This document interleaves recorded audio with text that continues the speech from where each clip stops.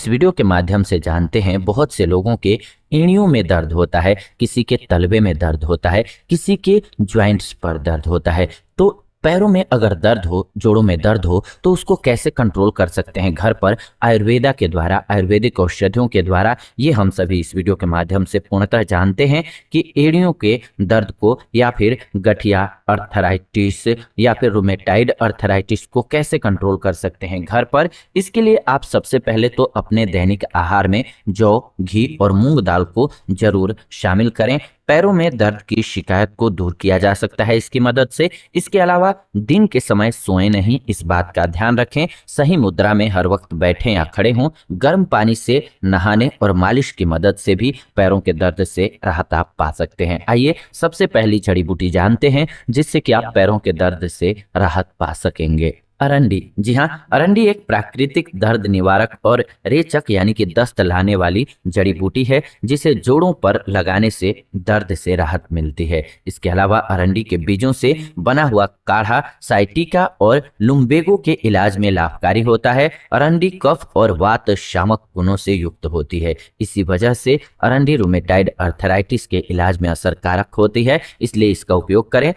Osteoarthritis और articular rheumatism के इलाज में भी ये उपयोगी है। आप अरंडी को पुलटिस पेस्ट काढ़े अर्क के रूप में या फिर डॉक्टर के निर्देशानुसार भी उपयोग कर सकते हैं। सिंपल लैंग्वेज में कहें तो आप इसके तेल से मालिश कर सकते हैं और इसका जो गुदा होता है यानी कि गिरी होती है, जो ऊपर से इस पे एक हार्ड कवर होता है, उसको हटाने के बाद अंदर आपको सफेद मिलेगा भाग जो कि सॉफ्ट होता है जिससे ऑयल निकलता है, उसका सेवन कर सकते हैं। इससे भी आप अर्थराइटिस से यानी कि जोड़ों के दर्द से राहत पा सकते हैं। इसके अलावा अश्वगंधा तंत्रिका तंत्र पर कार्य करती है और इसमें शामक और नसों को आराम देने वाले गुण होते हैं। सूजन रोधी जड़ी बूटी होने के कारण अश्वगंधा दर्द और सूजन से राहत प्रदान करती है। ये शरीर को ऊर्जा प्रदान करती है और प्रतिरक्षा तंत्र को मजबूत बनाती है। ये जड़ी बूटी मांसपेशियों में कमजोरी के अलावा रूमेटिज्म, थकान,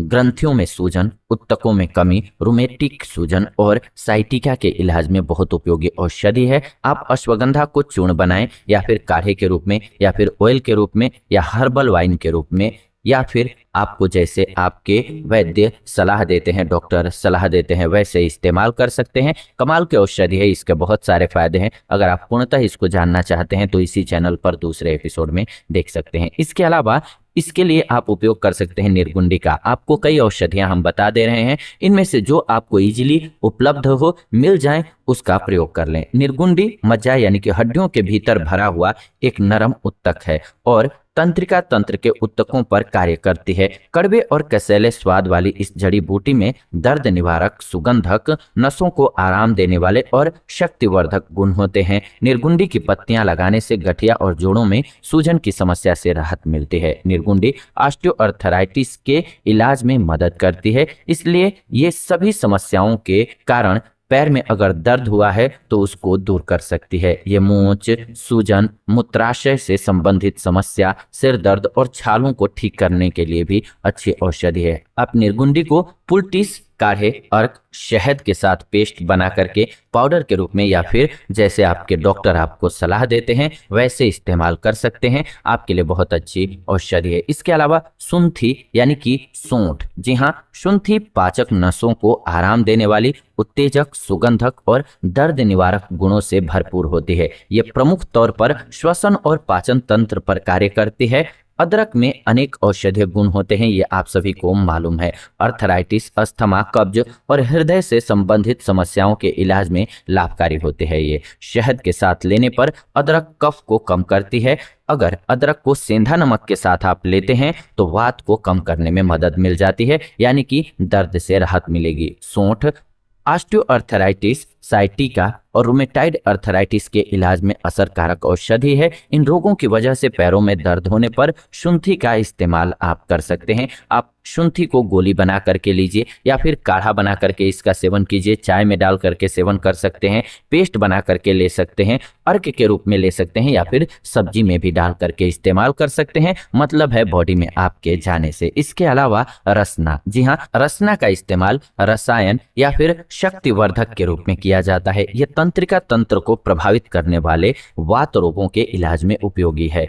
इसमें रेचक, बुखार कम करने वाले, नसों को ताकत देने वाले और आराम देने वाले गुण होते हैं। गठियारोधी गुण के कारण रसना ऑस्टियोआर्थराइटिस, रूमेटाइड अर्थराइटिस और इनसे जुड़ी दिक्कतों के इलाज में प्रभावकारी औषधि है। रसना गुग्गुल का इस्तेमाल शमक चिकित्सा के लिए किया जाता है। साइटिका के इलाज में रसना का सेवन किया जाता है। काफी अच्छी औषधि है ये। इसके अलावा पैरों में दर्द के लिए भी बहुत अच्छी आयुर्वेदिक औषधियां हैं कुछ एक, जैसे कि महायोगराज गुग्गुल। जी हाँ, इसे शुंठी, पिपली मूल, चित्रक, जीरक यानी कि जीरा, हिंग, पिपली, त्रिफला जिसमें कि आंवला, विभितकी और हरितकी यानी कि हरे बहेरा शामिल होता है। इन तीनों के मिश्रण को ही त्रिफला बोलते हैं। वच, अतिविष, गुग्गुल और अन्य सभी जड़ी बूटियों को अच्छे से मिक्स करके तैयार किया जाता है। ये औषधि वात व्याधि यानी कि वात के बढ़ने के कारण हुए रोग और पक्षाघात यानी कि लकवा जैसी बीमारियों के इलाज में इस्तेमाल की जाती है। कमाल की औषधि है। इसका प्रयोग करके आप लाभ प्राप्त कर सकते हैं। ये संधिवात के कारण होने वाले पैरों में दर्द को दूर कर देती है। इसके अलावा महाराष्ट्र नादी क्वाथ, जी हाँ, इस मिश्रण में गडुच्ची, अरंडी, वच, अश्वगंधा, अतिवेश, गोचुरा और बाला जैसी कुछ एक जड़ी बूटियों का इस्तेमाल किया जाता है। ये औषधि साइटिका, अर्धांगघात, शरीर के एक हिस्से में लकवा, संधिवात और अन्य रूमेटिक रोगों के इलाज में असरकारी है। अतः इन रोगों के कारण हुए पैरों में दर्द को महारसनादि क्वाथ से कम किया जा सकता है। ये सुन्नपन, हर्निया और अवसाद से राहत दिलाता है। इसके अलावा किशोर गुग्गुल, जी हाँ, किशोर गुग्गुल को 18 जड़ी बूटियों से तैयार किया गया है, जिसमें गडुची, त्रिकटु यानी कि 3 कषाय, पिपली, शुंठी और मारीच यानी कि काली मिर्च का मिश्रण होता है। त्रिफला, गाय का घी और विडंग शामिल होता है। ये औषधि त्वचा विकारों जैसे कि घाव और फुट कॉर्न के इलाज में उपयोग की जाती है। किशोर गुग्गुल पुराने घाव, रूमेटाइड अर्थराइटिस और जीर्ण यानी कि लंबे समय से हो रहे गठिया से ग्रस्त व्यक्ति को पैरों में दर्द की शिकायत से छुटकारा दिलाता है ये। इसके अलावा मुक्ता शुक्ति भस्म, जी हाँ, मुक्ता शुक्ति भस्म को सीप और मोती की राख से बनाया जाता है। ये दवा पित्त और वात दोष के बीच वापिस संतुलन लाती है।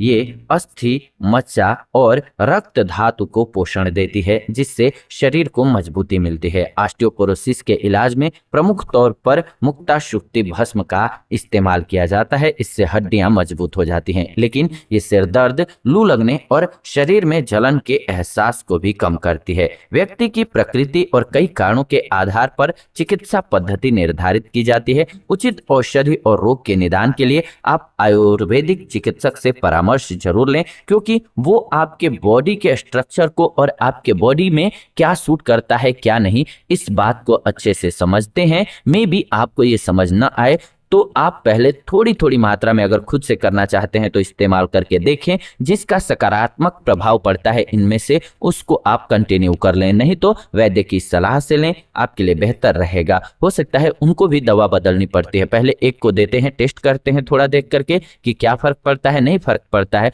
फिर वो दूसरी देते हैं। तो इसी प्रकार से आप इस्तेमाल करके लाभ प्राप्त कर सकते हैं। आयुर्वेद के अनुसार पैरों में दर्द होने पर और क्या क्या करना चाहिए और क्या नहीं करना चाहिए ये भी जान लेते हैं। सबसे पहले जानते हैं क्या करना चाहिए। अपने आहार में शली, चावल, लौकी, अदरक, घी, कुष्मांड यानी कि पेठा, तुअर दाल, गेहूं, भिंडी, रसोनम यानी कि लहसुन, आम, सोंठ, कुल्थी दाल, मूली, प्याज, अंगूर और मूंग दाल को जरूर शामिल करना चाहिए। खट्टे, गर्म, भारी, नमकीन, तीखी और कसैली चीजों को नहीं खाना चाहिए। धूम्रपान और शराब से दूर रहना चाहिए। सही मुद्रा में हर वक्त बैठना चाहिए। अभ्यंग करना चाहिए और गर्म पानी से नहाने की कोशिश करनी चाहिए। जिनको अर्थराइटिस की समस्या है यानी कि जोड़ों में दर्द की समस्या है। अब क्या नहीं करना चाहिए ये जानते हैं। खाद्य पदार्थों को कच्चा, हरी पत्तेदार सब्जियां, आटा, सिरका, ठंडी सॉफ्ट ड्रिंक, दही और ठंडे पानी का सेवन नहीं करना चाहिए।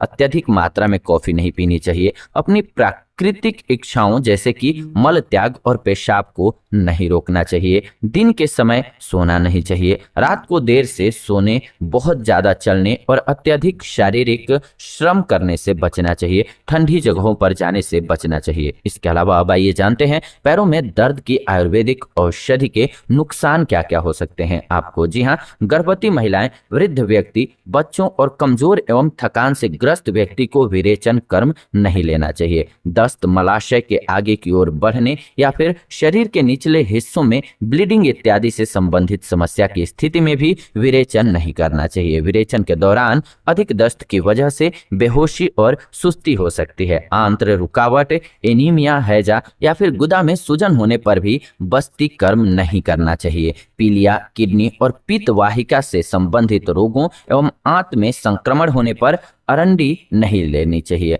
कफ जमने पर अश्वगंधा लेने की सलाह नहीं दी जा सकती है क्योंकि इससे कफ और बढ़ जाएगी। तो ये सावधानी बरतनी जरूरी हो जाती है इन औषधियों को। इसीलिए हमने कई औषधियां बताई कि आप अपनी प्रकृति के अकॉर्डिंग उसको चुन लें। पैरों में दर्द के आयुर्वेदिक इलाज से जुड़े कुछ और अन्य सुझाव हम आपको बता देते हैं। किसी चोट, मोच या रूमेटाइड अर्थराइटिस और गठिया जैसी स्वास्थ्य समस्याओं के कारण पैर में दर्द हो सकता है। अगर समय पर इसका इलाज न किया जाए तो पैरों में दर्द बढ़ भी सकता है और रोजमर्रा के कार्य करने में भी आपको परेशानी हो सकती है।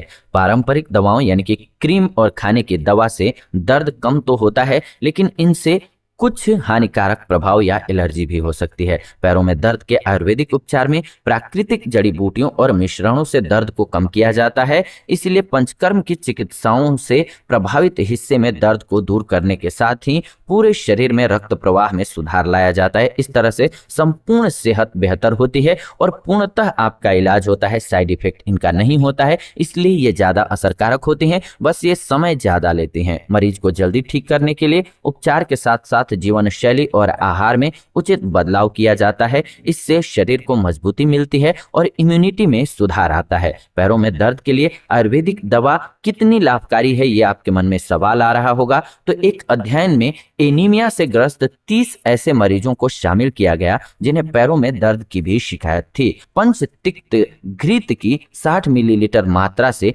30 दिनों तक सभी प्रतिभागियों को बस्ती चिकित्सा दी गई। 30 दिनों के बाद सभी मरीजों को पैरों में दर्द से राहत मिल गई, यानी कि ये काफी असरकारक है। आयुर्वेद के दृष्टिकोण से पैरों में दर्द क्या होता है ये भी समझ लीजिए। आयुर्वेद में पैरों में दर्द को पदशूल के नाम से जाना जाता है। पैरों में दर्द के प्रमुख कारणों में गृध्रसी यानी कि साइटिका, संधिवात यानी कि जिसे आप ऑस्टियोआर्थराइटिस कहते हैं, इसके अलावा अस्थिसौशिर्य यानी कि ऑस्टियोपोरोसिस, वात रक्त यानी कि गठिया और रूमेटाइड अर्थराइटिस शामिल हैं। त्वचा विकार जैसे कि वात के खराब होने के कारण पदरिका यानी कि तलवों में रूखापन, कदर यानी कि गोखरू, त्वचा की एक मोटी परत और अलस यानी कि एथलीट फुट पैरों में फंगल इन्फेक्शन के लक्षण के रूप में भी पैरों में दर्द हो सकता है। आयुर्वेद जड़ी बूटियों, मिश्रणों और उपचारों द्वारा इन समस्याओं को दूर करके पैरों में दर्द को कम करके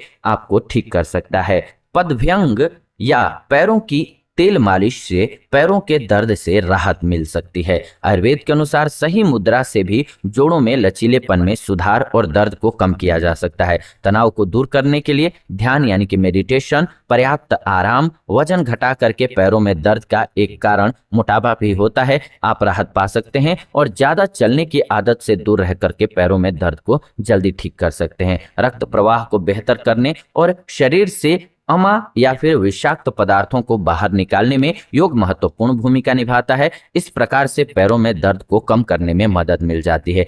पैरों में दर्द का आयुर्वेदिक इलाज समझ लीजिए अभ्यंग के सहारे। जी हाँ, अभ्यंग में शरीर को बाहर से चिकना करने के लिए हर्बल तेलों से मालिश किया जाता है। इस प्रक्रिया से इम्यूनिटी बढ़ती है और रक्त प्रवाह में सुधार आता है। हल्के हाथों से मालिश कीजिए, ब्लड सर्कुलेशन बॉडी में सही होगा। ये मैस्कुलर स्केलेटल प्रणाली यानी कि मांसपेशियों, हड्डियों और लिगामेंट्स को मजबूती एवं नसों के संचालन में सुधार लाता है। अभ्यंग चिकित्सा से शरीर को ऊर्जा मिलती है, ये शरीर में अकड़न को कम करके हल्कापन महसूस करवाती है। अभ्यंग चिकित्सा ऑस्टियोआर्थराइटिस, साइटिका और गठिया के इलाज में काफी उपयोगी है। इसीलिए इन रोगों के कारण हुए पैरों में दर्द को अभ्यंग से कम किया जा सकता है। ऑस्टियोआर्थराइटिस से ग्रस्त व्यक्ति पर अभ्यंग के लिए पंचगुण तेल यानी कि संधिवादी तेल और महामाश तेल जैसे मिश्रणों का इस्तेमाल किया जाता है। इसके अलावा पदाभ्यंग, जी हाँ, इस चिकित्सा में पैरों में रूखेपन,